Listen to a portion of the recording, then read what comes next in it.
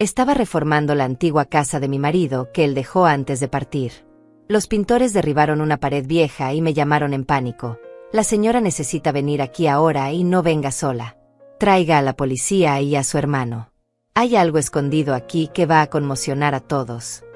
Cuando llegué, mis manos temblaron. Pero déjenme contarles cómo llegué a ese momento.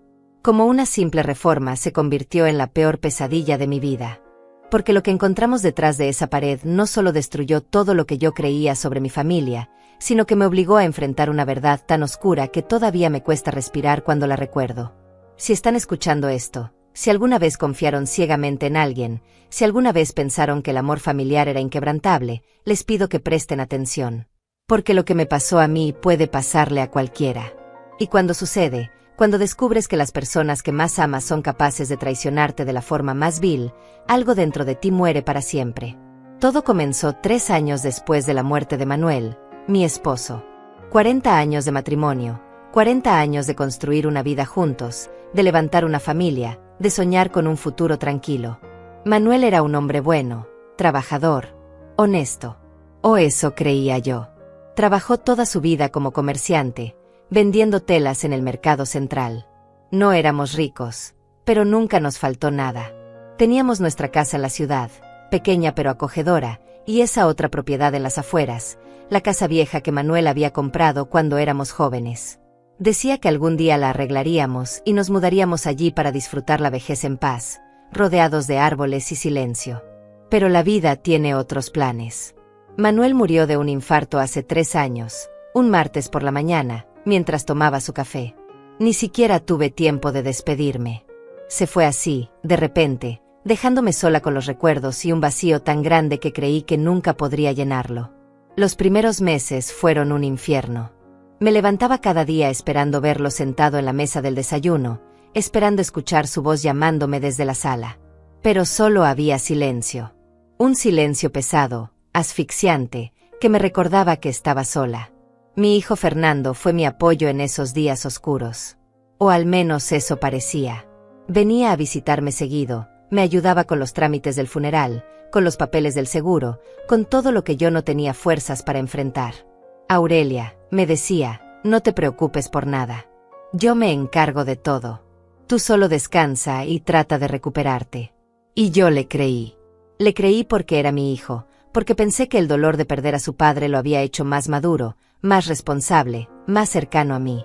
Qué tonta fui. Qué ciega estuve. Fernando insistió en quedarse con las llaves de la casa vieja, esa propiedad en las afueras que Manuel tanto amaba. Dijo que la revisaría de vez en cuando, que se aseguraría de que todo estuviera en orden, que no se deteriorara más de lo que ya estaba. Yo acepté sin pensarlo 2 veces. ¿Para qué iba a necesitar yo esas llaves si apenas tenía fuerzas para salir de mi propia casa? La verdad es que ni siquiera quería ir a ese lugar. Me dolía demasiado. Cada rincón de esa casa me recordaba a Manuel, a sus planes, a sus sueños que nunca se cumplieron. Así que dejé que Fernando se hiciera cargo. Dejé que entrara y saliera de allí cuando quisiera. Dejé que manejara cosas que debía haber manejado yo misma. Y esa confianza ciega, ese amor incondicional de madre, fue mi mayor error. Pasaron casi 3 años. 3 años en los que intenté reconstruir mi vida. Volví a sonreír de vez en cuando, volví a salir con mis amigas, volví a sentir que tal vez podía seguir adelante sin Manuel. Fue entonces cuando decidí hacer algo con la casa vieja. No podía dejarla abandonada para siempre. Era una propiedad valiosa, llena de recuerdos, y sentí que era momento de honrar la memoria de Manuel arreglándola. Pensé en alquilarla, tal vez venderla, o quién sabe, hasta mudarme allí como él siempre quiso. Necesitaba un proyecto, algo que me diera propósito. Así que contraté a unos pintores y albañiles para que la renovaran. La casa necesitaba mucho trabajo. Las paredes estaban agrietadas, la pintura se caía a pedazos, había humedad en varios cuartos. Pero tenía buenos huesos, como decía Manuel. Solo necesitaba amor y atención. Los trabajadores comenzaron un lunes. Yo pasaba por allí cada 2 días para supervisar el progreso. Me gustaba ver cómo la casa cobraba vida de nuevo, cómo los colores frescos reemplazaban la mugre y el abandono. Había algo terapéutico en eso, como si al renovar la casa también estuviera renovando una parte de mí. Víctor, el capataz, era un hombre serio y trabajador. Me mantenía informada de todo, me mostraba cada avance, cada problema que surgía. Confiaba en él. Pero nada, absolutamente nada, me preparó para lo que estaba por venir. Ese miércoles por la tarde yo estaba en la florería, como les dije al principio, comprando rosas blancas para llevar al cementerio. Era el aniversario de la muerte de Manuel y yo seguía con esa tradición de visitarlo cada semana, de hablarle, de contarle cómo estaba, de decirle cuánto lo extrañaba. Estaba pagando las flores cuando mi teléfono sonó. Era Víctor. Desde el primer segundo supe que algo andaba mal. Su voz temblaba de una forma que nunca había escuchado antes. Señora Aurelia, necesito que venga a la casa ahora mismo. No venga sola. Traiga a alguien de confianza. Y llame a la policía. Mi corazón se detuvo. ¿Qué pasó, Víctor? Hubo un accidente. Alguien se lastimó. No, señora. No es eso. Es que encontramos algo. Algo escondido detrás de una pared. Y créame, señora, cuando lo vea, su vida va a cambiar para siempre. Dejé caer las flores sobre el mostrador. Mis manos temblaban tanto que apenas podía sostener el teléfono. Salí corriendo de la florería sin despedirme, sin recoger el cambio, sin pensar en nada más que en llegar a esa casa. Mientras conducía, 1000 pensamientos cruzaban por mi mente. ¿Qué podían haber encontrado? Dinero escondido. Documentos importantes. Algo de valor que Manuel había guardado y nunca me dijo. Pero una parte de mí, una parte oscura y silenciosa que vivía en el fondo de mi pecho, ya sabía que lo que fuera que hubieran encontrado no iba a ser algo bueno. Llamé a mi hermana Estefanía. Ella vivía cerca de la casa vieja y podía llegar antes que yo. Estefanía, necesito que vayas a la casa de Manuel ahora mismo. Los trabajadores encontraron algo y me pidieron que llevara a la policía. Su voz se llenó de preocupación. ¿Qué encontraron? No lo sé. Pero Víctor sonaba asustado. Muy asustado. Voy para allá, me dijo. No te preocupes, Aurelia. Yo llego primero y veo qué pasa. Cuando llegué a la casa, Estefanía ya estaba allí. Estaba parada afuera junto a los obreros, todos con caras pálidas, todos fumando nerviosamente. Mi hermana me vio bajar del auto y corrió hacia mí. Me agarró del brazo con tanta fuerza que me dolió. Aurelia, me dijo con los ojos llenos de lágrimas, creo que deberías prepararte. Estos hombres están aterrados. No sé qué hay adentro, pero sea lo que sea, es grave. Miré a Víctor. Él no podía sostenerme la mirada.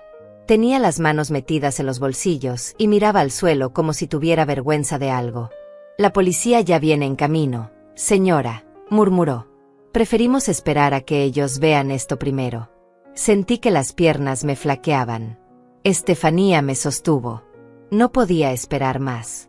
Necesitaba ver qué habían encontrado. Necesitaba saber por qué estos hombres estaban tan asustados. Entré a la casa con Estefanía agarrada de mi brazo. El olor a pintura fresca llenaba el aire, pero había algo más. Un olor a encierro, a cosas viejas, a secretos guardados por demasiado tiempo. Víctor nos guió hasta el cuarto del fondo, la antigua oficina de Manuel. Y ahí, frente a mis ojos, estaba la pared derribada, el yeso destruido. Y detrás de todo eso, un hueco oscuro. Un espacio secreto que había estado sellado durante años. Y dentro de ese hueco, apiladas con un orden casi obsesivo, había cajas. Cajas llenas de documentos, de sobres, de secretos. Y cuando vi mi nombre escrito en varios de ellos, cuando vi la firma de Manuel en papeles fechados meses después de su muerte, supe que mi vida acababa de romperse en 1000 pedazos. Y que nada, absolutamente nada, volvería a ser igual. Estefanía abrió la primera caja con manos temblorosas. Yo solo podía quedarme ahí parada, mirando ese agujero negro en la pared como si fuera la boca del infierno. ¿Cómo era posible que algo así hubiera estado escondido en la casa de Manuel durante todos estos años? ¿Cuántas veces había venido yo aquí cuando él estaba vivo? ¿Cuántas veces me había sentado en esa misma oficina mientras él trabajaba en sus cuentas, organizaba sus papeles, hacía sus llamadas? Y nunca, jamás, sospeché que detrás de esa pared había secretos. Secretos que ahora estaban saliendo a la luz como fantasmas del pasado. Aurelia, mira esto, susurró Estefanía. Su voz sonaba rota, como si tuviera miedo de pronunciar las palabras en voz alta. Sacó un folder de la caja. Dentro había escrituras. Documentos legales con sellos oficiales, firmas, fechas. Eran propiedades. Terrenos que yo no conocía. Casas registradas a nombre de Manuel que nunca me había mencionado. Sentí que el piso se movía bajo mis pies. ¿Cómo podía ser? Manuel y yo compartíamos todo. O eso creía. Nunca tuvimos secretos. Nunca hubo cuentas separadas, propiedades ocultas, nada de eso. Éramos un equipo, una sola unidad. O al menos eso fue lo que yo pensé durante 40 años de matrimonio. Pero lo peor no eran las escrituras. Lo peor era lo que venía después. Estefanía sacó otro documento y su cara se puso blanca como el papel. Esto no puede ser real, murmuró. Me mostró el papel con manos temblorosas. Era un extracto bancario. Una cuenta a nombre de Manuel Mendoza. Pero las transacciones eran recientes. Muy recientes. Había movimientos de hace 6 meses. De hace 3 meses. De hace apenas 4 semanas. Retiros grandes. Transferencias de miles de dólares. Mi cerebro no podía procesar lo que estaba viendo. Manuel llevaba 3 años muerto. 3 años enterrado en el cementerio municipal. ¿Cómo diablos podía haber movimientos bancarios a su nombre si él ya no estaba aquí? Estefanía me miró con lágrimas corriendo por sus mejillas. Alguien está usando su identidad, Aurelia. Alguien ha estado robándote durante años. Víctor y los otros trabajadores se mantuvieron afuera, dándonos espacio. Podía escuchar sus voces bajas, nerviosas, preguntándose qué clase de problema habían destapado. Yo también me lo preguntaba. Seguí revisando las cajas con Estefanía. Cada documento que encontrábamos era peor que el anterior.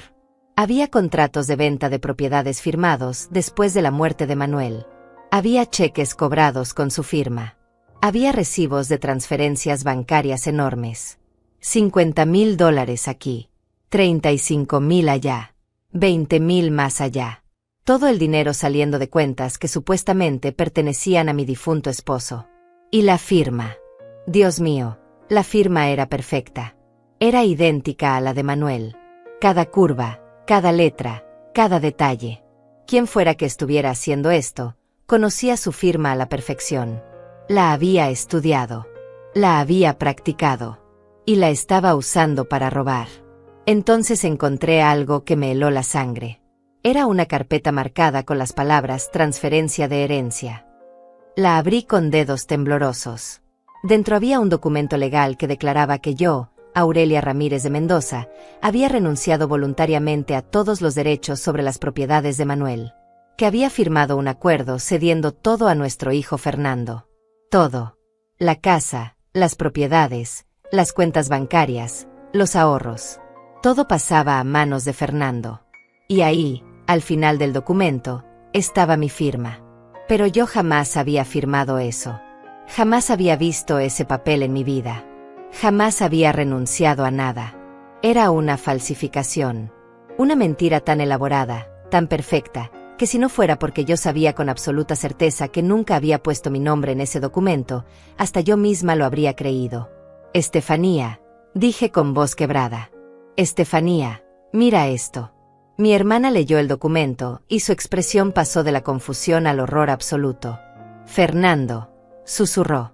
Ha sido Fernando todo este tiempo. Yo no quería creerlo. No podía creerlo. Era mi hijo. Mi único hijo. El niño que había criado, que había alimentado, que había educado con tanto amor y sacrificio. El hombre que había llorado en mis brazos el día del funeral de su padre. El hombre que me había prometido cuidarme siempre. ¿Cómo podía ese mismo hombre estar detrás de todo esto? ¿Cómo podía haberme traicionado de una forma tan vil, tan calculada, tan cruel? Pero las pruebas estaban ahí. Cada documento apuntaba hacia él. Fernando era el único con acceso a los papeles de su padre. El único que insistió en manejar todos los trámites después de la muerte de Manuel. El único que se quedó con las llaves de esta casa. El único que tenía motivos para falsificar firmas y robar propiedades. Y mientras yo lloraba la muerte de mi esposo, mientras visitaba su tumba cada semana con flores frescas, mientras luchaba contra la depresión y la soledad, mi propio hijo me estaba robando. Me estaba despojando de todo lo que Manuel y yo habíamos construido juntos. Y lo hacía usando el nombre de su padre muerto. Usando mi nombre. Falsificando documentos legales como si fuera lo más fácil del mundo.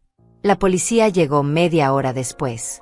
2 oficiales entraron a la casa con expresiones profesionales pero cautelosas. Uno de ellos era un hombre mayor, de cabello canoso y ojos cansados que habían visto demasiadas tragedias. Se presentó como el oficial Arturo Morales. Señora Ramírez, dijo con voz suave, entiendo que han encontrado algo perturbador. Necesito que me muestre lo que hay aquí. Estefanía y yo los guiamos hasta el cuarto. Les mostramos las cajas, los documentos, las escrituras falsas, los extractos bancarios. El oficial Morales revisó todo con cuidado meticuloso.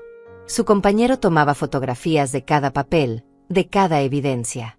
La expresión de Morales se volvió más seria con cada documento que leía. Señora, esto es fraude documental en grado mayor, dijo finalmente.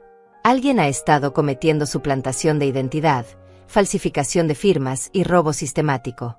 Estamos hablando de delitos federales. Necesito que me diga si tiene alguna sospecha de quién podría estar detrás de esto. Mi voz salió como un susurro roto. Mi hijo. Creo que fue mi hijo Fernando. El oficial no pareció sorprendido. Los casos de fraude familiar son más comunes de lo que la gente piensa, dijo con tristeza. Los hijos, los hermanos, incluso los cónyuges. La gente se aprovecha de la confianza. Necesitamos llevarnos toda esta evidencia. Y necesitamos que usted venga a la estación mañana para hacer una declaración formal. Si quiere proceder legalmente contra su hijo, tiene que denunciarlo oficialmente. Asentí sin poder hablar. Estefanía me abrazó mientras los oficiales comenzaban a embalar las cajas. Víctor y los otros trabajadores seguían afuera, fumando y hablando en voz baja. Me sentía como si estuviera en una pesadilla de la que no podía despertar. ¿Cómo había llegado a este punto? ¿Cómo mi vida se había convertido en esto? Hace 3 años era una mujer feliz, casada, con una familia que creía sólida. Ahora era una viuda traicionada por su propio hijo. Una mujer que acababa de descubrir que todo lo que creía sobre su familia era mentira. Esa noche Estefanía se quedó conmigo. No quería dejarme sola y yo tampoco quería estar sola. Nos sentamos en la sala de mi casa con tazas de té que ninguna de las dos tocó. El silencio era pesado, asfixiante. Finalmente, Estefanía habló. Tienes que denunciarlo, Aurelia. Sé que es tu hijo, sé que duele, pero lo que hizo es imperdonable. Te robó. Te traicionó de la peor manera posible. Y si no lo detienes ahora, va a seguir haciéndolo. Va a dejarte sin nada. Yo sabía que tenía razón. Pero la idea de denunciar a mi propio hijo me destrozaba. Había pasado tanto tiempo cuidándolo, protegiéndolo, amándolo incondicionalmente. Y ahora tenía que convertirme en la persona que lo llevaría ante la justicia. Pensé en todas las veces que Fernando vino a visitarme después de la muerte de Manuel. Todas las veces que me abrazó y me dijo que todo estaría bien. Todas las veces que insistió en ayudarme con los papeles, con las cuentas, con todo. Y ahora entendía por qué. No era amor. No era preocupación filial. Era pura ambición. Pura codicia. Estaba esperando que Manuel muriera para poder robar su identidad. Estaba esperando que yo fuera lo suficientemente débil, lo suficientemente ciega, lo suficientemente confiada como para no darme cuenta de lo que estaba haciendo. Recordé el día del funeral. Fernando estaba parado junto a mí frente al ataúd de su padre. Lloraba. O al menos eso parecía. Ahora me preguntaba si esas lágrimas eran reales o solo parte de su actuación. Me preguntaba si en ese momento, mientras yo me despedía del amor de mi vida, él ya estaba planeando cómo robarme. Cómo usar la muerte de su padre para enriquecerse. La idea me enfermaba. Me hacía querer vomitar. Mi propio hijo. La persona que había salido de mi cuerpo. La persona a la que había dado todo. Me había convertido en su víctima. A la mañana siguiente llamé a Mauricio, el abogado que había sido amigo cercano de Manuel. Mauricio había ayudado a mi esposo con algunos asuntos legales cuando estaba vivo. Era un hombre honesto, confiable, alguien en quien podía confiar. Le expliqué todo lo que habíamos encontrado. Hubo un largo silencio al otro lado de la línea. Finalmente, habló. Aurelia, necesito que vengas a mi oficina hoy mismo. Trae todos los documentos que tengas. Esto es muy grave. Si tus sospechas son correctas, estamos hablando de un fraude masivo que ha estado ocurriendo durante años. Necesitamos actuar rápido antes de que Fernando se dé cuenta de que lo descubriste y trate de destruir más evidencia o transferir más activos. Esa misma tarde fui a la oficina de Mauricio. Estefanía vino conmigo. Llevamos copias de todos los documentos que la policía nos había permitido conservar. Mauricio los revisó con expresión cada vez más sombría. Cuando terminó, se quitó los lentes y se frotó los ojos con cansancio. Aurelia, esto es peor de lo que pensaba.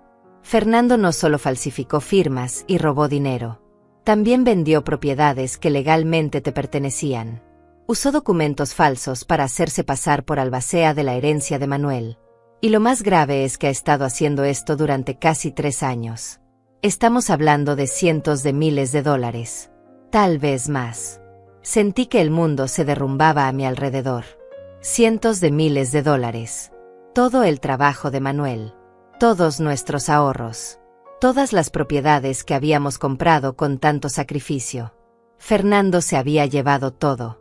Y yo, como una idiota, no me había dado cuenta de nada. Mauricio, pregunté con voz temblorosa, ¿puedo recuperar algo? ¿Hay manera de revertir esto? Él asintió lentamente. Podemos intentarlo. Pero va a ser un proceso largo y doloroso. Necesitas denunciarlo formalmente. Necesitas estar dispuesta a llevarlo a juicio. Y necesitas estar preparada para que esto se vuelva público. Tu hijo va a enfrentar cargos criminales. Podría ir a prisión. Miré a Estefanía. Ella tomó mi mano y la apretó con fuerza. Hazlo, me dijo. Hazlo por ti. Hazlo por Manuel. Hazlo porque es lo correcto. Respiré profundo y miré a Mauricio a los ojos. Quiero denunciarlo.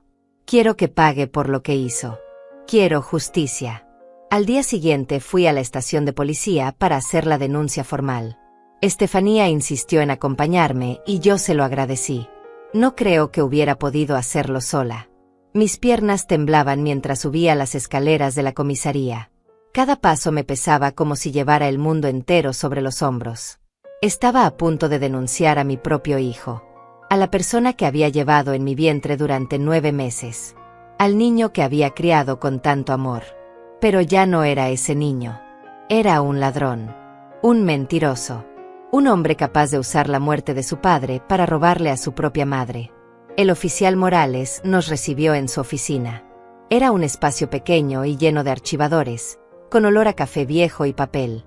Me senté frente a su escritorio y traté de mantener la compostura. Señora Ramírez, comenzó Morales con voz suave, entiendo que esto es extremadamente difícil para usted. Pero necesito que me cuente todo desde el principio. Cuando empezó a sospechar. ¿Qué encontró exactamente? ¿Quién más tiene acceso a los documentos de su difunto esposo? Respiré profundo y comencé a hablar. Le conté sobre la muerte de Manuel. Sobre cómo Fernando se ofreció a manejar todos los trámites. Sobre las llaves de la casa vieja que él insistió en quedarse. Sobre los 3 años en los que yo viví en la ignorancia mientras mi hijo vaciaba las cuentas de su padre muerto. Morales tomaba notas meticulosamente. Su expresión era seria pero compasiva. Había visto muchos casos como este, podía notarlo. Familias destruidas por la codicia. Hijos traicionando a padres. Hermanos robándose entre sí. La cara más oscura del ser humano, escondida detrás del amor familiar. Señora Ramírez, necesito preguntarle algo importante, dijo Morales.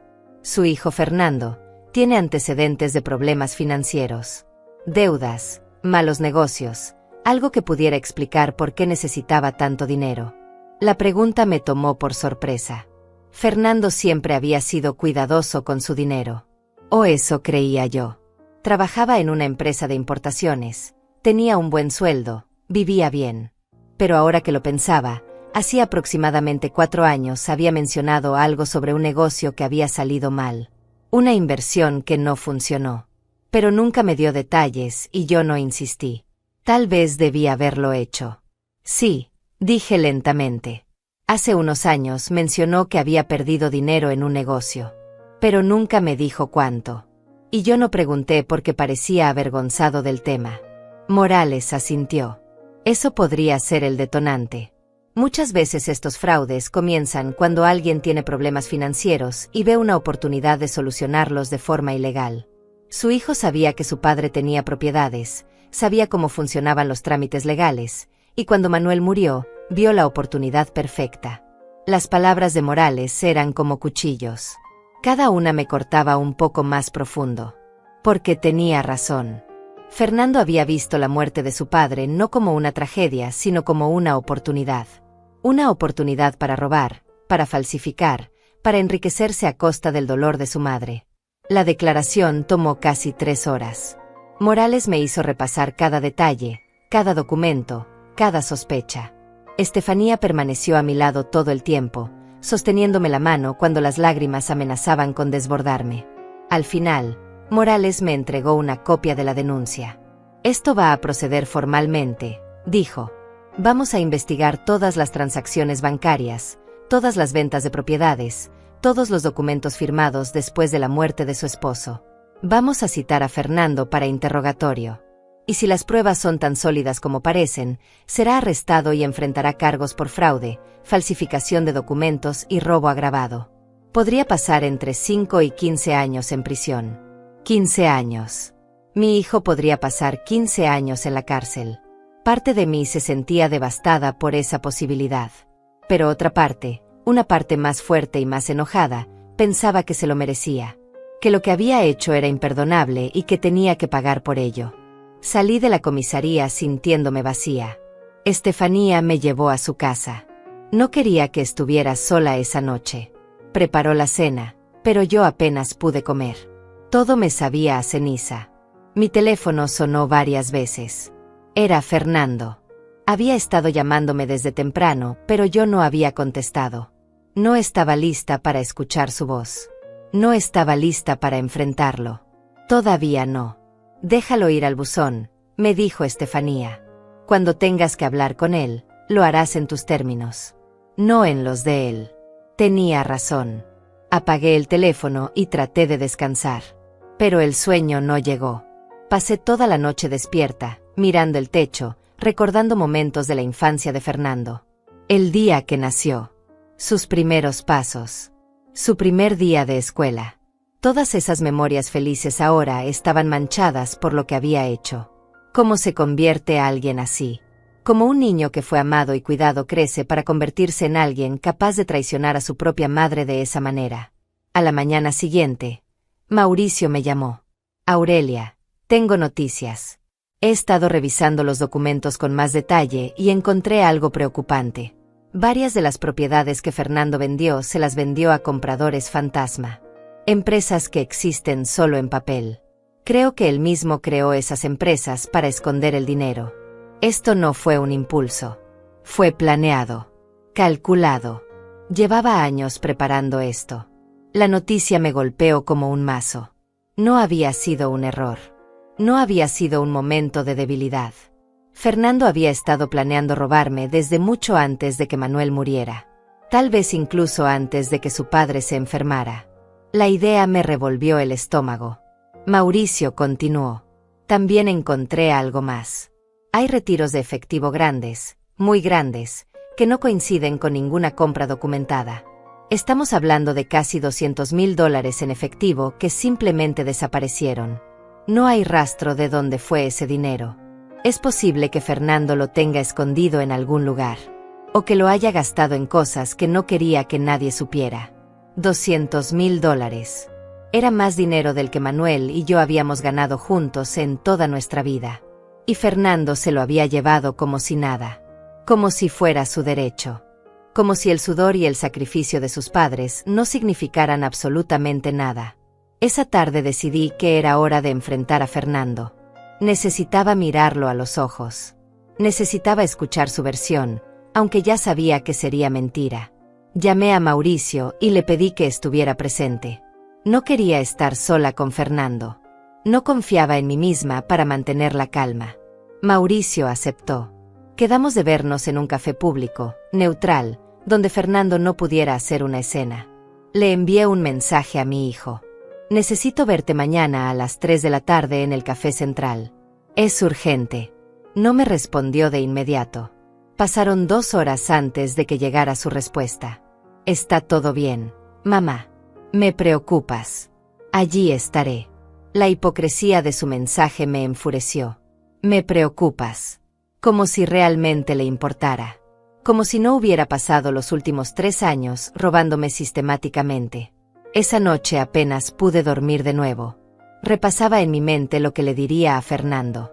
¿Cómo lo confrontaría? ¿Qué palabras usaría para hacerle entender el daño que me había causado? Pero sabía que nada de lo que dijera cambiaría lo que había hecho.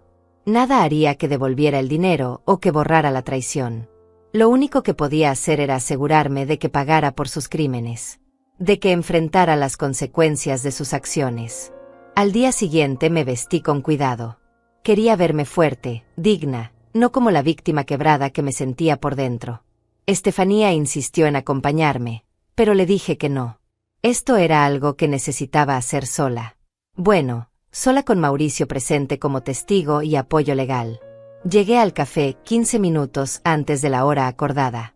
Mauricio ya estaba allí, sentado en una mesa del fondo con una taza de café frente a él. Me saludó con un abrazo breve. Estoy aquí para lo que necesites, dijo. Si en algún momento sientes que es demasiado, me haces una señal y terminamos la conversación. Asentí agradecida. Nos sentamos y esperamos. Fernando llegó puntual.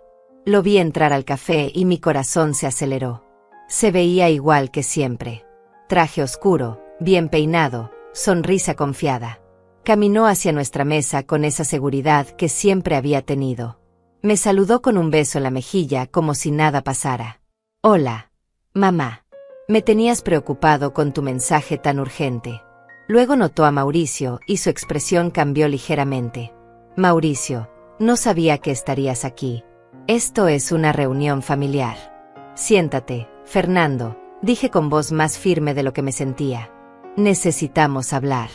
Él se sentó lentamente, mirándome con curiosidad y tal vez un toque de precaución. ¿De qué se trata, mamá? ¿Pasa algo? Respiré profundo.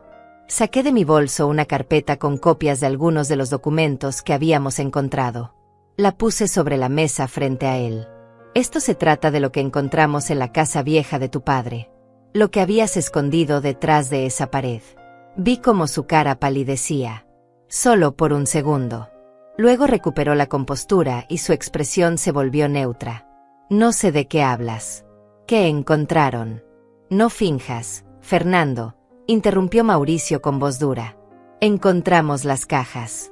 Los documentos. Las escrituras falsificadas. Los extractos bancarios. Sabemos todo. Fernando se quedó en silencio por un momento. Luego soltó una risa corta, nerviosa. Creo que hay un malentendido, dijo. Esos documentos son de trámites que hice después de que papá murió. Trámites legales normales. Yo era su albacea. Tenía derecho a manejar sus asuntos. Eres un mentiroso, dije y mi voz tembló de rabia contenida. No eras el albacea de nada. Falsificaste documentos para hacerte pasar por albacea. Falsificaste mi firma para renunciar a mi herencia. Usaste la identidad de tu padre muerto para vaciar cuentas bancarias y vender propiedades que me pertenecían. Y lo has estado haciendo durante 3 años mientras yo lloraba su muerte y confiaba en ti ciegamente. La máscara de Fernando comenzó a resquebrajarse. Su mandíbula se tensó. Sus ojos se volvieron fríos. Tenía derecho a ese dinero, dijo con voz baja y peligrosa. Papá siempre dijo que todo sería para mí algún día. Yo era su hijo. Su heredero. Ese dinero era mío por derecho. Ahí estaba. La verdad saliendo finalmente. No había arrepentimiento en su voz. No había culpa. Solo arrogancia. Solo la creencia de que tenía derecho a robar porque era el hijo. Porque en su mente retorcida, El dinero le pertenecía más a él que a mí. Tu padre, dije con voz temblorosa de furia, quería que viviéramos bien los dos. Que compartiéramos lo que teníamos. Nunca quiso que me robaras. Nunca quiso que falsificaras documentos y vacías cuentas bancarias como un criminal común. Fernando se inclinó hacia adelante. Su expresión era de desprecio puro. Tú no entiendes nada, mamá. Papá trabajó como un esclavo toda su vida para construir ese patrimonio. ¿Y tú, qué hiciste? Te quedaste en casa. Cocinaste y limpiaste. Eso no vale lo mismo que lo que él construyó. Yo soy quien heredó su inteligencia para los negocios. Yo soy quien merece ese dinero. Sus palabras me golpearon como bofetadas. Así era como me veía. Como alguien que no había contribuido nada. Como alguien que no merecía lo que Manuel y yo habíamos construido juntos. Mauricio intervino antes de que yo pudiera responder. Fernando, acabas de confesar que crees tener derecho al dinero. Eso es un móvil claro para el fraude. Y quiero que sepas que todo esto está siendo grabado. Señaló discretamente su teléfono en la mesa. Fernando se puso de pie bruscamente. Esto es una trampa, dijo con rabia. No pueden hacer esto. Mauricio también se levantó. Ya está hecho. Tu madre presentó una denuncia formal. La policía está investigando. Y con lo que acabas de decir, prácticamente te condenaste tú mismo. Fernando me miró con odio puro. Vas a destruir a tu propio hijo por dinero, mamá. Eso es lo que vas a hacer. Negué con la cabeza, las lágrimas corriendo por mis mejillas. Tú te destruiste solo, Fernando. Tú elegiste robar. Tú elegiste traicionar. Yo solo estoy buscando justicia. Él se rió con amargura. Justicia. Vas a arrepentirte de esto. Te lo juro. Y salió del café dejándome temblando en la silla. Mauricio puso su mano en mi hombro. Lo hiciste bien, Aurelia. Fue muy valiente. Pero yo no me sentía valiente. Me sentía rota. Destruida. Acababa de confirmar que mi hijo era exactamente el monstruo que temía que fuera. Y no había vuelta atrás. Después de la confrontación en el café, pasé 2 días sin salir de mi casa. Estefanía venía cada mañana a verificar que estuviera bien, a traerme comida que yo apenas probaba, a sentarse conmigo en silencio porque sabía que no había palabras que pudieran consolar lo que estaba sintiendo. Había perdido a mi esposo hace 3 años, y ahora estaba perdiendo a mi hijo. Pero esta pérdida era diferente. Manuel murió por causas naturales, por algo que ninguno de nosotros pudo controlar. Fernando, en cambio, eligió convertirse en mi enemigo. Eligió traicionarme. Eligió destruir lo poco que me quedaba de mi familia. Y esa elección dolía 1000 veces más que cualquier muerte. El tercer día después de la confrontación, Mauricio me llamó. Aurelia, necesito que vengas a mi oficina. Hay novedades importantes en el caso. Su voz sonaba seria, pero había algo más, algo que no podía descifrar por teléfono. Llegué a su oficina 1 hora después. Mauricio me recibió con expresión sombría. Se veía cansado, como si no hubiera dormido bien. Me senté frente a su escritorio y esperé. Aurelia, comenzó, la investigación policial ha avanzado rápido. Morales y su equipo revisaron todos los documentos bancarios de las cuentas asociadas a Manuel. Y lo que encontraron es peor de lo que pensábamos. Sentí que mi estómago se contraía. ¿Cómo podía ser peor de lo que ya sabíamos? Mauricio sacó una carpeta gruesa y la puso frente a mí. Fernando no solo robó las propiedades y el dinero de las cuentas de Manuel. También sacó préstamos usando las propiedades como garantía. Préstamos enormes. Estamos hablando de casi $300,000 en deudas que dejó a nombre de la herencia. Deudas que técnicamente ahora son tuyas porque eres la heredera legítima. Me quedé sin aire. $300,000 en deudas. No solo me había robado todo lo que tenía, sino que además me había dejado enterrada en deudas que yo nunca autoricé. ¿Cómo es posible que los bancos le dieran esos préstamos sin verificar? Pregunté con voz temblorosa. Mauricio suspiró. Usó documentos falsificados donde tú supuestamente lo autorizabas como representante legal. Los bancos no tenían razón para dudar. Los papeles parecían legítimos. Las firmas eran perfectas. Fernando sabía exactamente lo que estaba haciendo. Me llevé las manos a la cara. Era demasiado. Demasiado dolor. Demasiada traición. Demasiada maldad concentrada en una sola persona. Y esa persona era mi hijo. El niño que había amamantado, que había cuidado cuando estaba enfermo, que había consolado cuando tenía pesadillas. ¿Cómo se convierte a alguien en esto? Como un ser humano pierde toda empatía, toda decencia, todo amor por su propia madre. Pero hay algo más, continuó Mauricio. Algo que necesitas saber antes de que la policía lo haga público. Levanté la mirada. ¿Qué más podía haber? ¿Qué otra puñalada por la espalda faltaba por descubrir? Mauricio dudó un momento antes de hablar. La policía encontró evidencia de que Fernando estuvo planeando esto desde mucho antes de la muerte de Manuel. Encontraron correos electrónicos en su computadora, conversaciones con un falsificador profesional, documentos borradores de las escrituras fraudulentas. Todo fechado de hace 4 años. Un año antes de que tu esposo muriera. Las palabras tardaron un momento en penetrar en mi cerebro. 4 años. Un año antes de la muerte de Manuel. Eso significaba que Fernando estaba planeando robar la herencia de su padre mientras su padre todavía estaba vivo. Mientras comía en nuestra mesa. Mientras nos visitaba los domingos. Mientras abrazaba a Manuel y le decía que lo quería. Todo era mentira. Todo era una actuación mientras esperaba que su padre muriera para poder ejecutar su plan. Sentí que iba a vomitar. Me levanté bruscamente y corrí al baño de la oficina de Mauricio. Vomité todo lo poco que tenía en el estómago. Estefanía, que había insistido en venir conmigo aunque no había entrado a la reunión, me sostuvo el cabello y me frotó la espalda mientras yo temblaba. Cuando finalmente pude ponerme de pie, me miré en el espejo. La mujer que me devolvía la mirada era una extraña. Pálida, demacrada, con ojeras profundas y ojos vacíos. Esta persona no era yo. No era la Aurelia que había sido feliz alguna vez. Era un cascarón. Una sombra. Una víctima. Volví a la oficina de Mauricio con piernas temblorosas. Estefanía vino conmigo esta vez. Se sentó a mi lado y tomó mi mano. Mauricio nos miró con compasión. Sé que esto es devastador, Aurelia. Pero necesitas saber todo.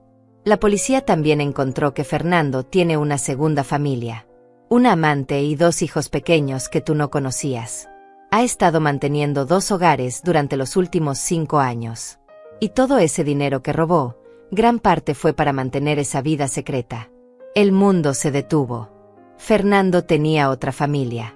Hijos que yo no conocía. Nietos que nunca había visto. Y todo mantenido con el dinero robado a su padre muerto y a su madre viuda. Estefanía apretó mi mano con fuerza. «Hijo de puta», murmuró. «Perdón, Aurelia, pero tu hijo es un maldito hijo de puta». No podía estar más de acuerdo. Fernando no solo era un ladrón. Era un mentiroso patológico que había construido toda una vida paralela basada en fraude y traición. Su esposa, una mujer llamada Daniela que yo había conocido en algunas cenas familiares, no sabía nada de esto. La policía ya la había contactado. Estaba devastada, en shock, considerando el divorcio. Porque tampoco ella sabía de dónde venía realmente el dinero que Fernando gastaba tan libremente. También era una víctima de sus mentiras. Mauricio continuó explicando. La policía va a arrestar a Fernando en las próximas 48 horas. Tienen suficiente evidencia para acusarlo formalmente de fraude agravado, falsificación de documentos, robo y suplantación de identidad. Está mirando entre 10 y 20 años de prisión si es encontrado culpable. Y con la evidencia que tienen, es casi seguro que lo será. 20 años. Mi hijo pasaría las próximas 2 décadas en prisión. Parte de mí sentía un alivio oscuro y culpable por eso. Otra parte, la parte que todavía era madre a pesar de todo, sentía un dolor profundo e inevitable.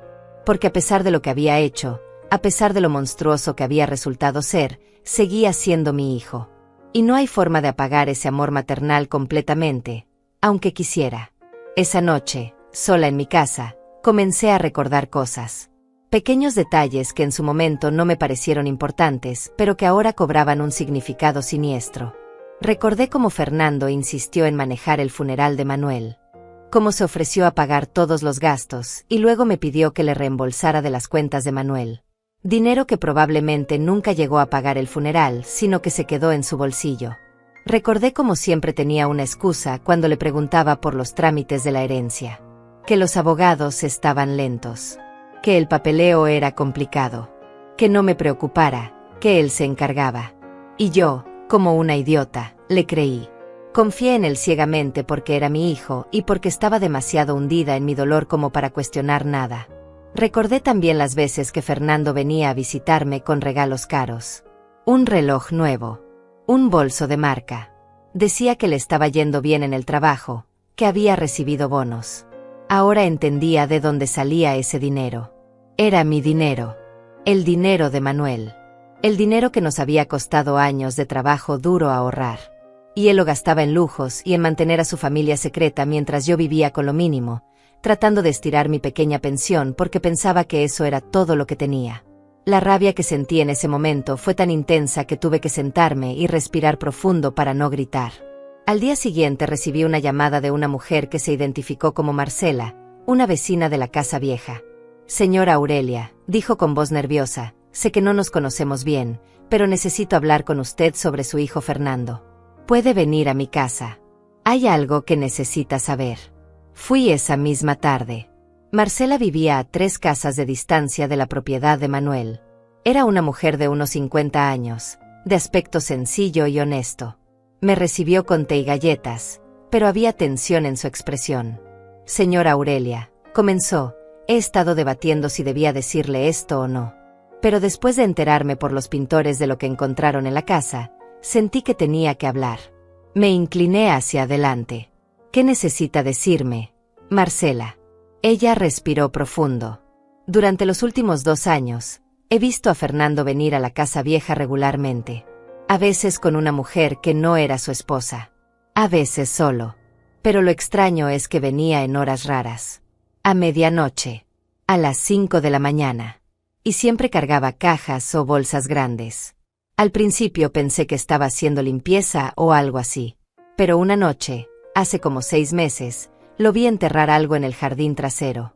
La miré fijamente. ¿Enterrar algo? ¿Qué? Marcela negó con la cabeza. No lo sé. Era una caja metálica, como una caja fuerte pequeña. La enterró cerca del árbol grande que está al fondo. Yo lo vi desde mi ventana. Pensé en decirle a usted, pero no tenía su número y tampoco quería meterme en problemas familiares. Pero ahora, con todo lo que está pasando, pensé que debía saberlo. Llamé a Mauricio inmediatamente. Le conté lo que Marcela me había dicho. Necesitamos decirle esto a la policía ahora mismo, dijo. Si Fernando enterró algo, podría ser dinero en efectivo, documentos adicionales, o evidencia que todavía no hemos encontrado.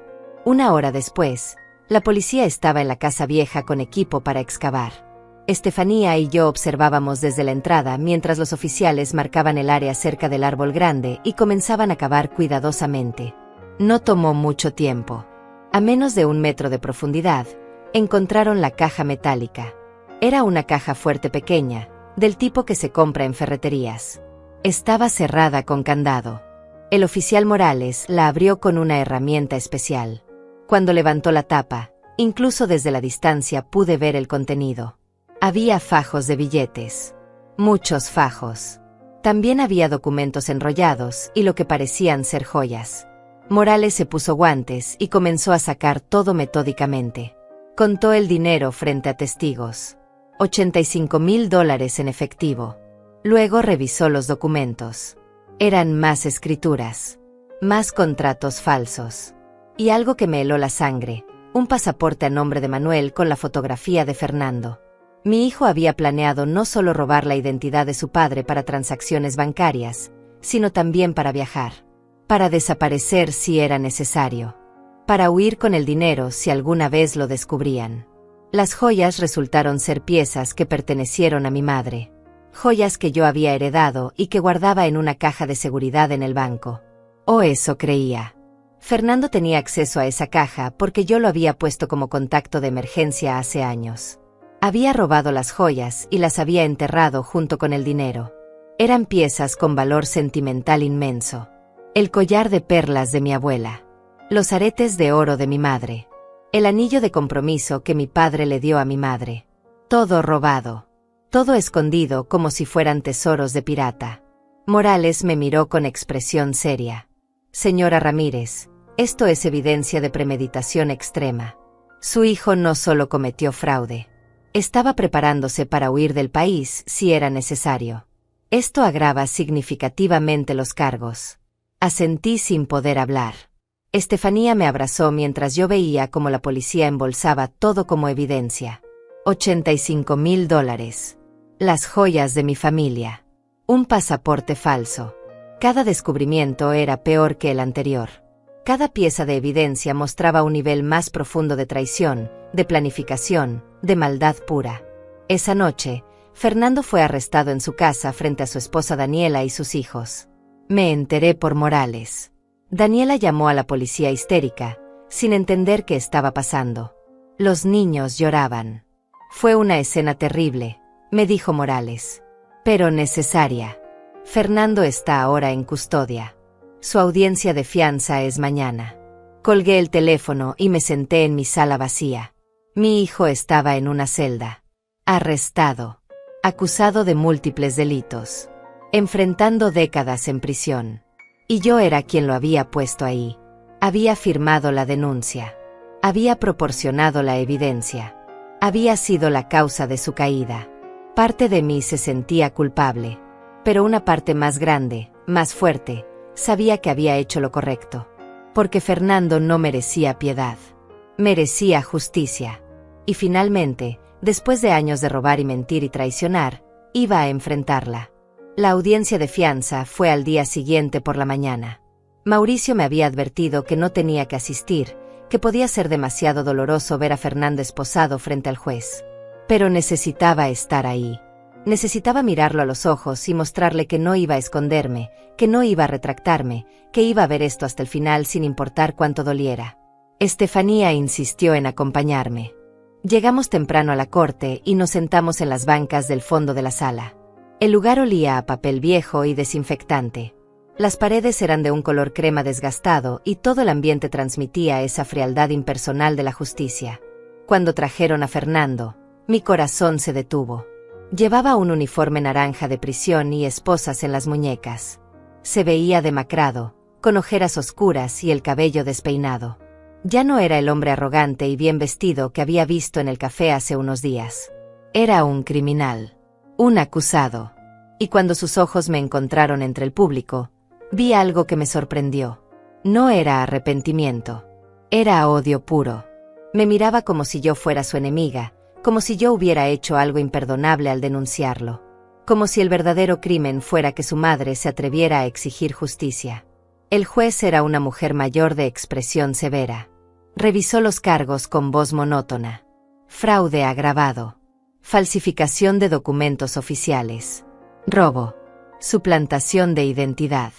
Cada cargo leído en voz alta era como un martillo golpeando mi corazón. El fiscal presentó la evidencia. Los documentos falsificados. Los extractos bancarios. El dinero enterrado.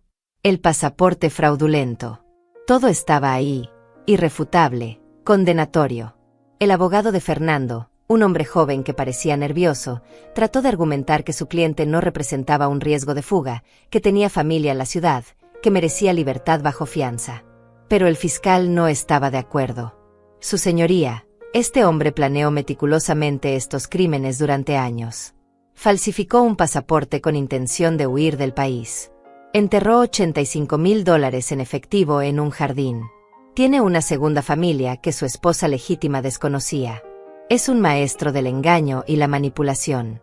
Representa un riesgo de fuga extremadamente alto y un peligro para testigos, específicamente su madre, la víctima principal de sus crímenes. Las palabras del fiscal resonaron en la sala. La juez escuchó ambos argumentos y luego miró a Fernando directamente. Señor Mendoza, dijo con voz firme, los cargos en su contra son extremadamente graves. La evidencia presentada sugiere premeditación y planificación extensa. Dada la naturaleza de los crímenes y el riesgo de fuga que representa, se le niega la fianza. Permanecerá en custodia hasta el juicio. Vi cómo Fernando apretaba los puños. Su mandíbula se tensó y por un momento pensé que iba a explotar en rabia. Pero se contuvo. El alguacil lo tomó del brazo para escoltarlo de vuelta, y en ese momento Fernando giró su cabeza y me miró directamente. Sus labios formaron palabras silenciosas que pude leer claramente. Esto es tu culpa. Me quedé paralizada. Estefanía sintió mi tensión y me agarró de la mano con fuerza. No le hagas caso, susurró. Él es quien hizo esto. Él solito. Pero las palabras de Fernando me persiguieron el resto del día. Esto es tu culpa. Como si yo fuera responsable de sus crímenes. Como si denunciar a un ladrón fuera peor que robar. La lógica retorcida de un narcisista que nunca aceptaría responsabilidad por nada. Salimos de la corte y Mauricio nos esperaba afuera. La negación de fianza es buena para el caso, dijo. Significa que el juez ve la gravedad de los crímenes. Ahora tenemos que prepararnos para el juicio. Eso podría tomar entre 4 y 6 meses. Mientras tanto, voy a trabajar en recuperar lo que podamos de los bienes robados.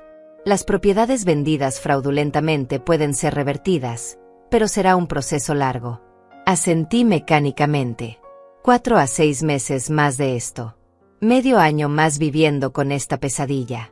Pero al menos Fernando estaría en prisión, sin poder causar más daño. Esa tarde Daniela, la esposa de Fernando, me llamó. Su voz sonaba quebrada, exhausta. Señora Aurelia, comenzó, sé que no tengo derecho a pedirle nada. Pero necesito hablar con usted. Necesito entender qué pasó. Fernando me ha mentido sobre tantas cosas que ya no sé qué es verdad y qué no. Accedí a verla, aunque parte de mí dudaba si era buena idea. Quedamos en una cafetería neutral al día siguiente. Cuando llegué, Daniela ya estaba ahí, sentada en una mesa del rincón con los ojos rojos de llorar.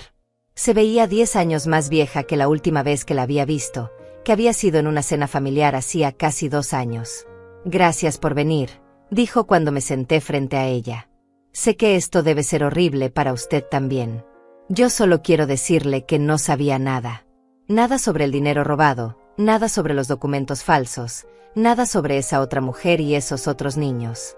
Fernando me dijo que le estaba yendo muy bien en el trabajo, que había recibido ascensos y bonos. Yo le creí. Fui tan tonta como usted. Sus palabras no eran un consuelo, pero sí me hicieron sentir menos sola en mi dolor. Ambas habíamos sido engañadas por el mismo hombre. Ambas habíamos confiado ciegamente. Ambas habíamos pagado el precio de esa confianza. Le conté todo lo que habíamos descubierto. Los documentos escondidos. El dinero enterrado. La evidencia de años de planificación. Daniela lloraba mientras escuchaba, sacudiendo la cabeza en incredulidad. Como pude no ver nada, murmuraba una y otra vez. ¿Cómo es posible que viviera con un extraño durante todos estos años? Cuando terminé de contarle todo, Daniela me miró con determinación a través de sus lágrimas. Voy a divorciarme de él, dijo. Y voy a testificar en su contra si es necesario. Lo que le hizo a usted es imperdonable. Es su madre, por Dios. La mujer que lo trajo al mundo. Y él la traicionó de la forma más vil posible. No voy a protegerlo. No voy a mentir por él. Si mi testimonio ayuda a que pague por lo que hizo, lo daré. Sentí una oleada de gratitud hacia esta mujer que también era víctima de Fernando. Gracias, Daniela, dije. Sé que esto no es fácil para ti tampoco. Ella negó con la cabeza. Nada de esto es fácil. Pero lo correcto rara vez lo es. Las semanas siguientes fueron un torbellino de reuniones con abogados, declaraciones con la policía y noches sin dormir.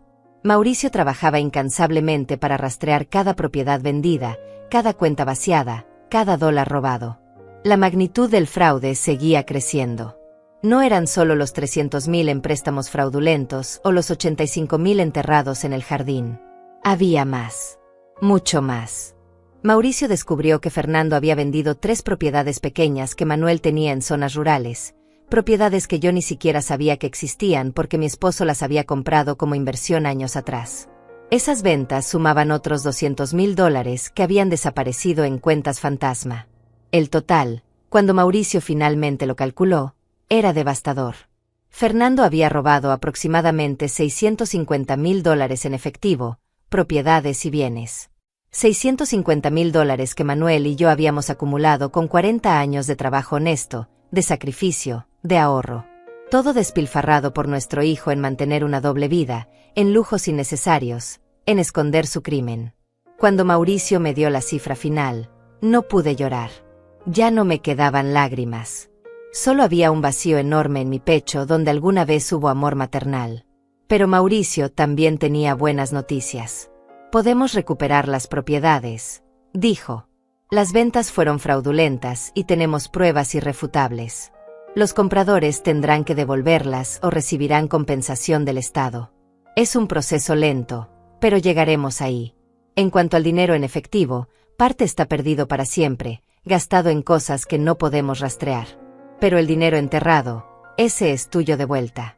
Y los préstamos fraudulentos pueden ser anulados porque nunca los autorizaste. No vas a quedarte en la ruina, Aurelia. Te lo prometo. Sus palabras me dieron un pequeño consuelo. Al menos no terminaría completamente destruida financieramente. Pero el daño emocional, ese era irreparable. Durante este tiempo, algo inesperado sucedió.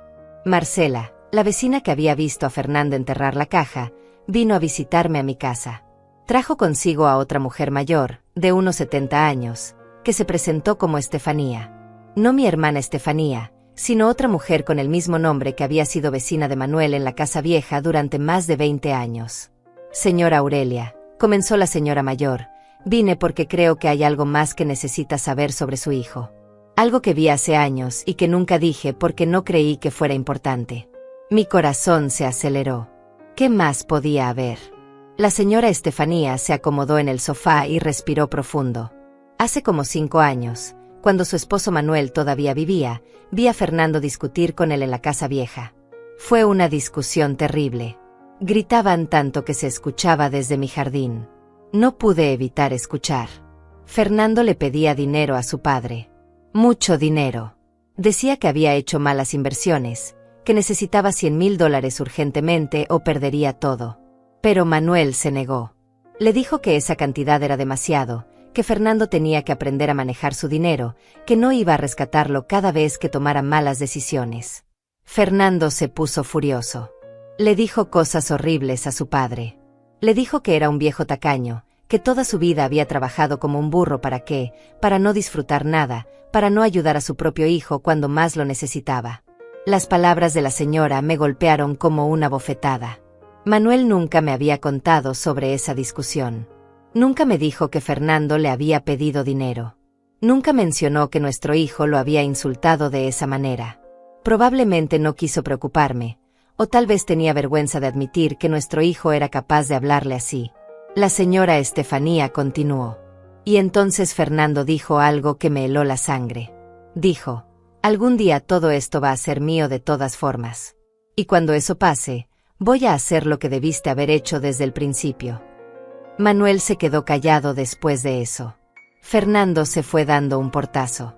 Y su esposo, señora Aurelia, se quedó ahí parado en el jardín, viéndose tan triste, tan viejo de repente. Nunca olvidé esa escena.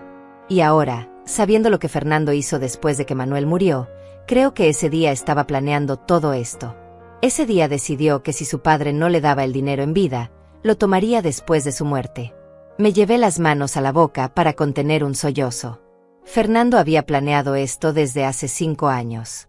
Incluso antes de lo que pensábamos.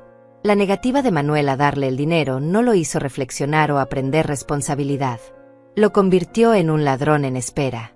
Un hijo que contaba los días hasta que su padre muriera para poder robar su legado.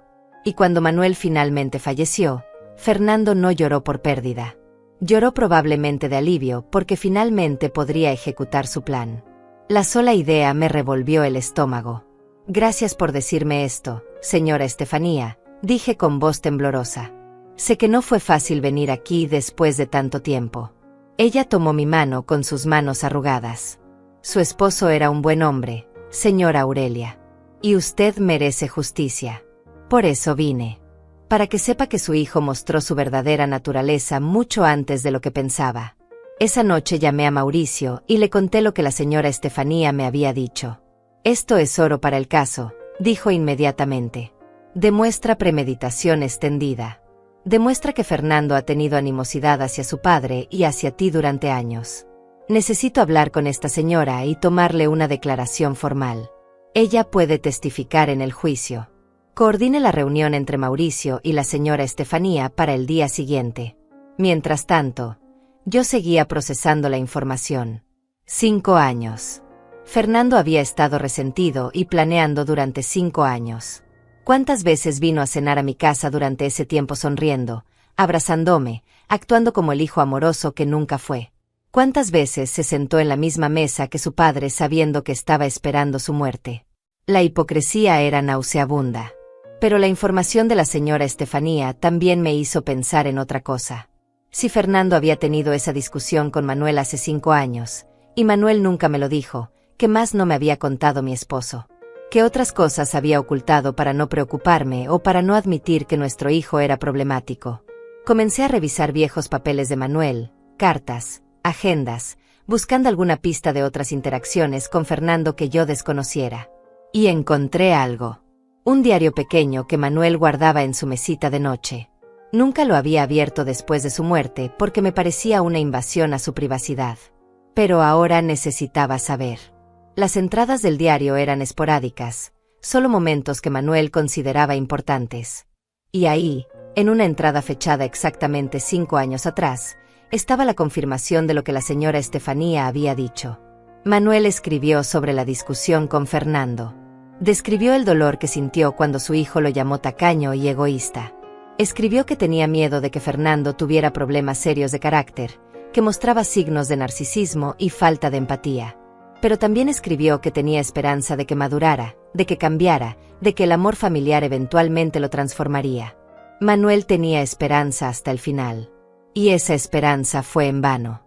Fernando nunca cambió. Solo se volvió más calculador, más peligroso, más despiadado. Y ahora mi esposo estaba muerto sin saber que su hijo usaría su muerte como oportunidad para robar.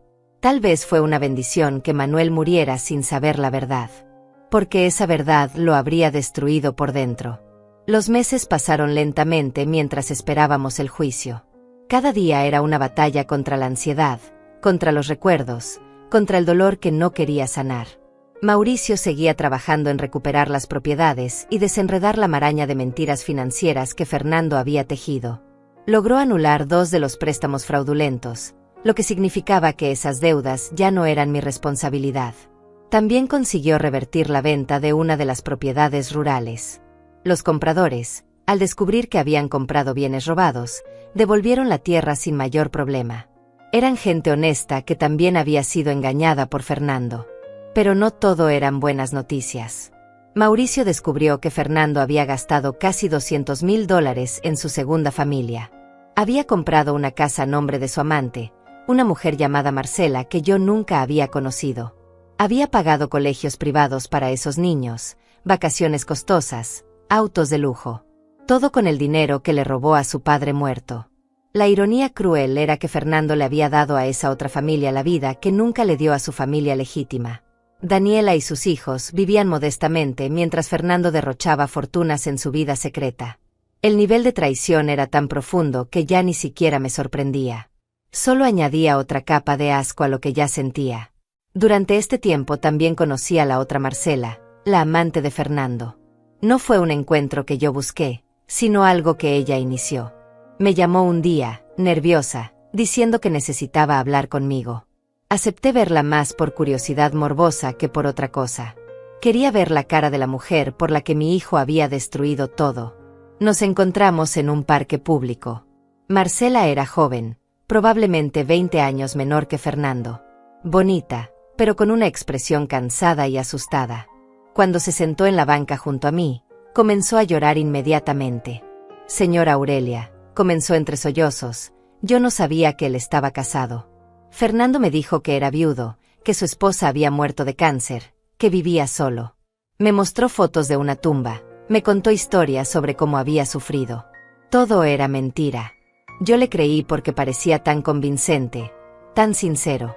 Y cuando quedé embarazada la primera vez, él me prometió que nos casaríamos, que formaríamos una familia de verdad. Pero siempre tenía excusas para posponer la boda. Ahora entiendo por qué. Sus palabras me dieron náuseas. Fernando había usado incluso la muerte ficticia de su esposa como herramienta de manipulación. Había inventado un duelo falso para ganarse la simpatía de esta mujer. El nivel de sus mentiras no tenía fondo. Marcela continuó. Tampoco sabía de dónde venía el dinero. Fernando me dijo que tenía un negocio de importaciones muy exitoso, que había heredado propiedades de su padre. Cuando me compró la casa, pensé que era un hombre generoso que quería darles estabilidad a sus hijos. Nunca imaginé que estaba usando dinero robado.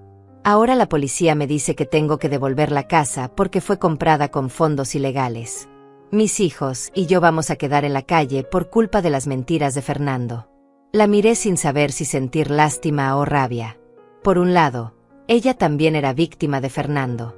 Por otro, había sido la amante que ayudó a destruir su matrimonio con Daniela, aunque fuera sin saberlo. Necesito que entienda algo, le dije con voz firme. Esa casa fue comprada con el dinero que Fernando me robó a mí. Dinero que mi esposo y yo ahorramos durante 40 años de trabajo honesto. Dinero que debería haber sido para mi vejez, para mi seguridad. Fernando te usó tanto como me usó a mí. Pero ese dinero tiene que volver a su dueño legítimo. Lo siento por tus hijos, de verdad lo siento. Pero no puedo dejar que te quedes con lo que me pertenece. Marcela asintió entre lágrimas. Lo entiendo, dijo. No voy a pelear por la casa. Sé que no tengo derecho. Solo quería que supiera que yo no sabía nada. Que también fui engañada. Y que lamento profundamente el dolor que esto le ha causado. No sé si le creí completamente. Parte de mí sospechaba que debió haber visto señales, haber hecho preguntas, haber desconfiado de un hombre que aparecía y desaparecía sin explicación coherente. Pero tampoco importaba ya. El daño estaba hecho. Y Fernando era el único verdaderamente responsable. Marcela se fue del parque con los hombros caídos y yo me quedé ahí sentada, mirando a los niños jugar en los columpios, preguntándome cómo alguien podía mentir tan elaboradamente, durante tanto tiempo, a tantas personas. Mi hijo no era solo un ladrón. Era un sociópata. Alguien sin conciencia, sin remordimiento, capaz de destruir vidas sin pestañear. Finalmente llegó la fecha del juicio. 6 meses después del arresto de Fernando, 6 meses de preparación legal, de recopilar evidencias, de entrevistar testigos. Mauricio me había preparado para testificar. Me explicó qué tipo de preguntas haría el fiscal, que podría intentar el abogado defensor de Fernando para desacreditarme. Estoy lista, le dije. Y lo estaba. Había pasado medio año fortaleciendo mi resolución. Ya no era la mujer quebrada que descubrió las cajas detrás de la pared. Era una mujer que había decidido pelear, que había decidido que su hijo pagaría por sus crímenes sin importar el costo emocional. La mañana del juicio me vestí con cuidado. Un traje oscuro, sobrio, digno. Quería que el jurado me viera como lo que era, una mujer honesta, trabajadora, traicionada por su propia sangre. Estefanía, mi hermana, vino conmigo. También estaban presentes Daniela, la señora Estefanía que había presenciado la discusión, Marcela la vecina, y Mauricio por supuesto. Todos testigos de diferentes aspectos del fraude de Fernando. La sala del tribunal estaba llena. Aparentemente el caso había atraído atención mediática. Una historia sobre un hijo que robó a su madre viuda usando la identidad de su padre muerto era el tipo de drama que los periodistas adoraban. Cuando trajeron a Fernando, lucía diferente. 6 meses en prisión preventiva lo habían cambiado. Estaba más delgado, pálido, con ojeras profundas. Pero lo que más me impactó fue su mirada. Cuando nuestros ojos se encontraron, ya no vi odio como en la audiencia de fianza. Vi algo peor. Vi indiferencia. Vacío total. Como si yo fuera una extraña, alguien irrelevante en su vida. Esa mirada me dolió más que cualquier insulto. Porque confirmaba lo que ya sabía. Para Fernando, yo nunca había sido su madre de verdad. Solo había sido un obstáculo, un medio para un fin, algo que usar y descartar cuando ya no servía. El juicio comenzó con las declaraciones de apertura. El fiscal, un hombre serio de unos 50 años llamado Víctor, presentó el caso de forma clara y devastadora. Señoras y señores del jurado, comenzó, este es un caso sobre la traición más profunda que puede existir. Un hijo que esperó la muerte de su padre para robarle su identidad. Un hombre que falsificó documentos durante años para despojar a su propia madre de todo lo que tenía. Un criminal que planeó meticulosamente cada paso, que enterró dinero como un ladrón común, que creó familias falsas con fondos robados. Y todo mientras su madre, la mujer que le dio la vida, lloraba sola en su casa creyendo que su hijo era su apoyo. La voz del fiscal resonaba en la sala con indignación controlada. Les presentaré evidencia irrefutable. Documentos. Testimonios. Pruebas forenses. Y al final de este juicio, les pediré que hagan justicia. Que condenen a Fernando Mendoza por los múltiples crímenes que cometió contra su propia familia. El abogado defensor intentó responder con el argumento de que todo había sido un malentendido, que Fernando había actuado creyendo que tenía autoridad legal. Pero sus palabras sonaban huecas incluso para él mismo. Porque las pruebas eran demasiado claras. Demasiado contundentes. No había forma de negar lo evidente. El primer día del juicio estuvo dedicado a presentar las evidencias físicas. El fiscal Víctor mostró al jurado cada documento falsificado, cada escritura fraudulenta, cada extracto bancario que probaba los retiros ilegales. Proyectó en una pantalla grande las firmas de Manuel y las comparó con las falsificaciones de Fernando. Eran idénticas. Demasiado idénticas. Un experto en grafología testificó que esas firmas habían sido practicadas meticulosamente, probablemente durante meses, hasta alcanzar la perfección. El jurado miraba las pantallas con expresiones de asombro y disgusto. Algunos tomaban notas frenéticamente. Otros simplemente miraban a Fernando con evidente repulsión. Luego vino el testimonio del oficial Morales. Describió con detalle profesional cómo encontraron las cajas escondidas detrás de la pared, cómo excavaron el jardín y encontraron el dinero enterrado, cómo descubrieron el pasaporte falso con la foto de Fernando y los datos de Manuel. Cuando murió su padre, explicó Morales, el acusado no lloró su pérdida. Vio una oportunidad. Usó la identidad de un hombre muerto para cometer fraude masivo durante 3 años. Y lo habría seguido haciendo si los pintores no hubieran derribado esa pared por casualidad. El abogado defensor intentó cuestionar la cadena de custodia de las evidencias, pero era un intento desesperado. Todo había sido manejado correctamente. No había forma de desacreditar las pruebas. El segundo día fue mi turno de testificar. Caminé hacia el estrado con las piernas temblorosas, pero la cabeza en alto. Juré decir la verdad con la mano sobre la Biblia y me senté frente al micrófono. El fiscal Víctor se acercó con expresión amable. Señora Ramírez, comenzó, cuéntele al jurado sobre su relación con su hijo Fernando antes de estos eventos. Respiré profundo. Fernando era mi único hijo, dije. Lo crié sola cuando era pequeño porque Manuel trabajaba largas horas. Le di todo lo que pude. Amor, educación, valores. O al menos eso intenté. Cuando su padre murió, Fernando se ofreció a ayudarme con todos los trámites. Yo estaba destruida por el dolor, apenas podía funcionar. Confié en él completamente. Era mi hijo. Jamás pensé que me traicionaría. El fiscal continuó. Cuando empezó a sospechar que algo andaba mal. Nunca sospeché nada, respondí. Viví 3 años en completa ignorancia. Fernando venía a visitarme, me traía regalos, actuaba como el hijo perfecto. Mientras tanto, estaba vaciando las cuentas de su padre muerto, vendiendo propiedades, falsificando mi firma. Yo no me enteré de nada hasta que los pintores encontraron esas cajas. Mi voz se quebró ligeramente, pero me mantuve firme. ¿Cómo se sintió cuando descubrió la verdad?, preguntó Víctor. Sentí que el mundo se derrumbaba, dije. Porque no solo perdí a mi esposo hace 3 años. Ese día también perdí a mi hijo. Descubrí que el hombre que creía conocer no existía. Que había criado a un extraño capaz de cosas terribles. Entonces el abogado defensor se levantó para interrogarme. Era un hombre joven, nervioso, claramente incómodo con tener que atacar a una anciana viuda. Señora Ramírez, comenzó, ¿es cierto que usted le había dado a Fernando poder legal sobre algunas cuentas después de la muerte de su esposo? No, respondí firmemente. Nunca firmé ningún poder legal. Esos documentos son falsos. Mi firma fue falsificada. El abogado mostró uno de los documentos. Pero esta parece ser su firma. Porque Fernando la copió perfectamente, dije mirándolo a los ojos. Mi hijo es un falsificador experto.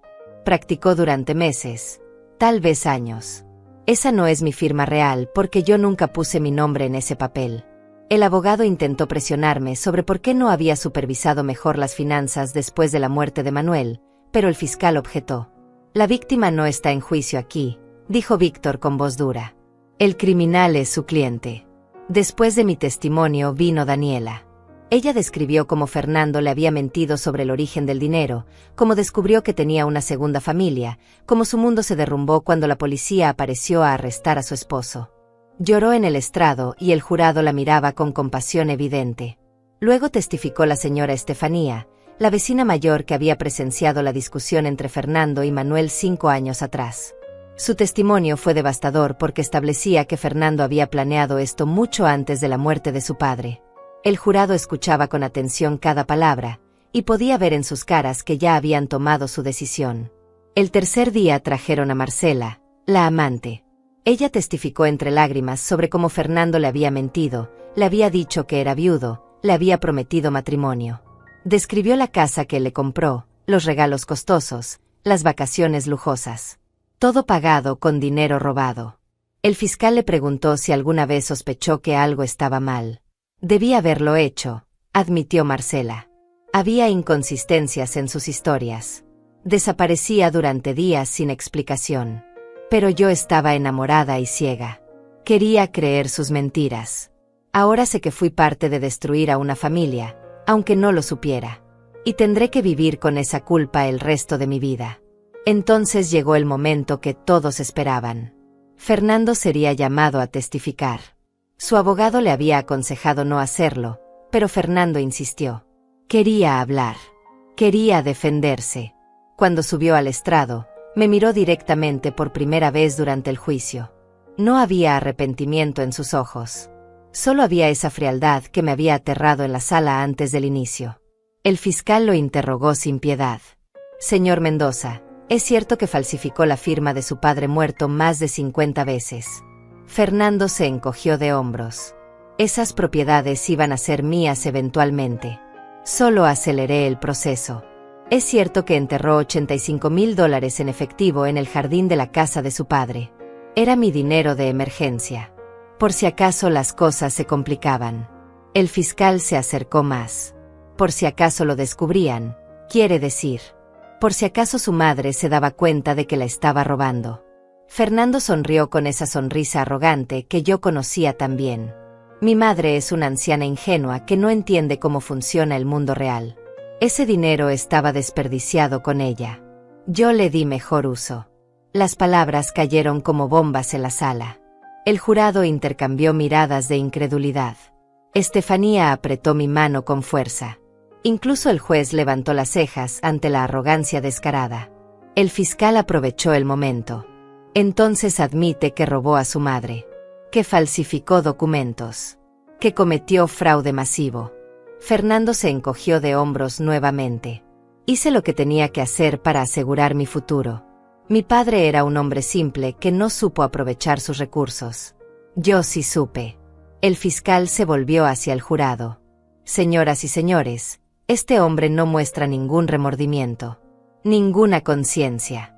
Cree que tenía derecho a robarle a su propia madre porque él considera que el dinero estaba mejor con él. Esto es narcisismo en su forma más pura. Esto es criminalidad sin límites morales.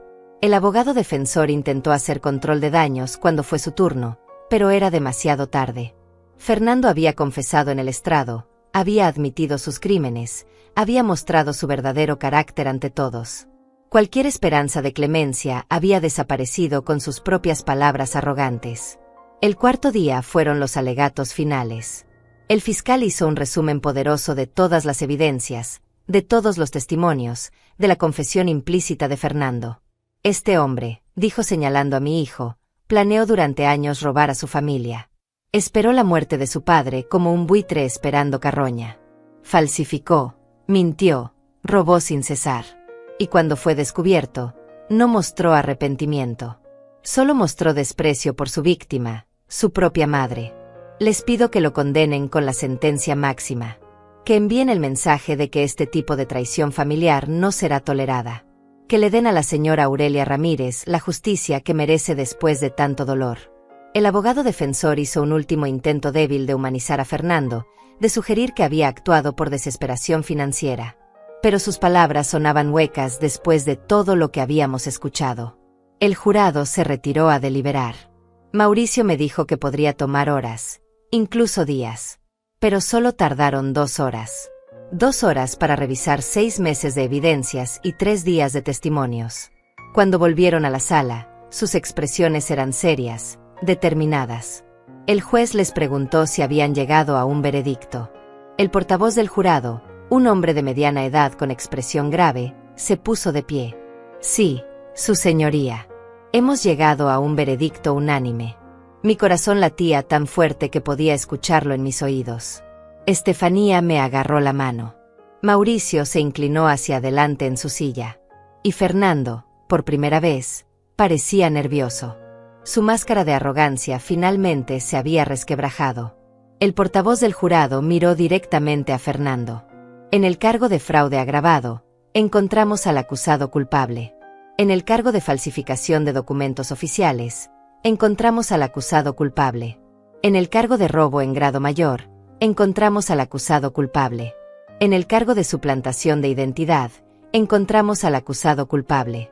Cada palabra era como un martillo de justicia cayendo sobre mi hijo. Vi cómo su cara se ponía blanca, cómo sus manos temblaban sobre la mesa. Su abogado puso una mano en su hombro, pero Fernando la apartó bruscamente. La juez golpeó su mazo. El veredicto ha sido registrado. La sentencia se dictará en 2 semanas. Hasta entonces, el acusado permanecerá en custodia. Se levanta la sesión.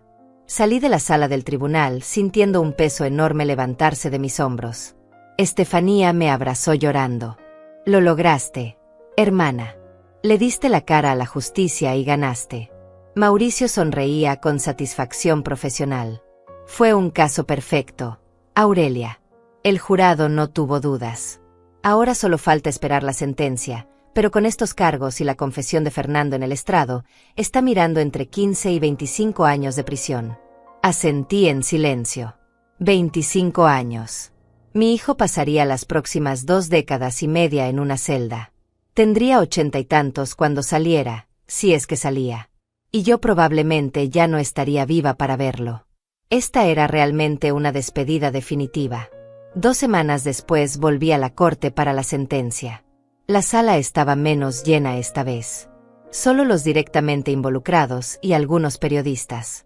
Fernando fue traído con esposas y lucía derrotado. Ya no quedaba nada de su arrogancia.